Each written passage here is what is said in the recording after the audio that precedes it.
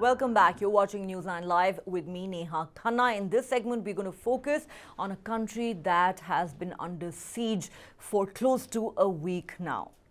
Relentless violence and rioting for days now have convulsed France on a scale perhaps not witnessed in any other country in recent memory.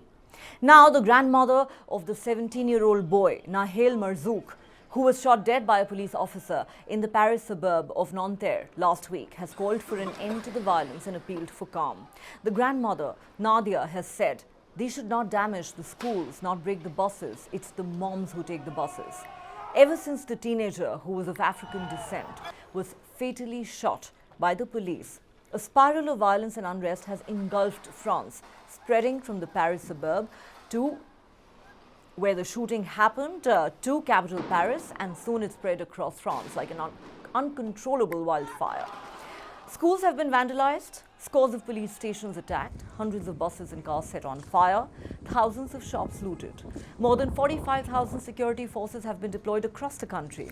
According to the Interior Minister, over 2,000 protesters have been detained over the past 6 days, and the average age of these detainees is 17.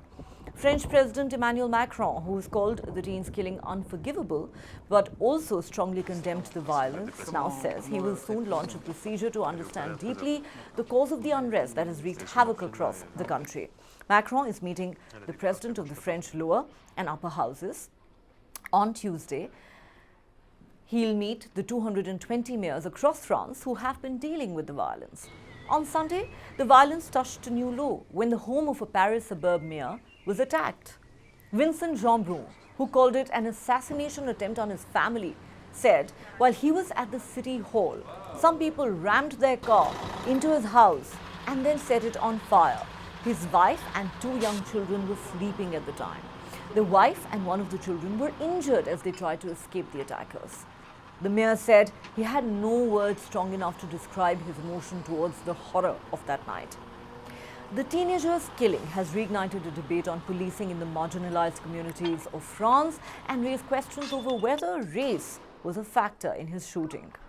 On the one hand, the police officer who fatally shot Nahel has been charged with voluntary homicide. On the other, a GoFundMe page in support of the police officer's family has crossed $710,000.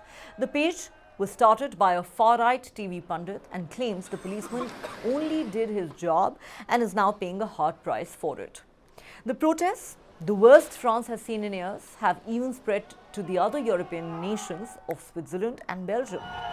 In recent years, France has witnessed nationwide protests over multiple issues. In March this year, the country saw pension protests over the government's decision to change the state pension age from 62 to 64.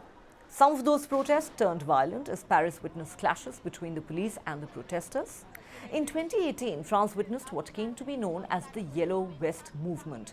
Protests erupted against hikes in car fuel taxes, with supporters donning the yellow fluorescent safety vests that French law requires all motorists to carry. These protests had almost turned into an uprising against President Emmanuel Macron's policies and became the biggest challenge to his presidency at the time. But the protests being witnessed now have descended into the kind of violence and chaos perhaps not seen before. Well, this is another story that we'll continue to track very closely here on News9 Live. But for now, it's a wrap on Global Lens. Thanks very much for watching.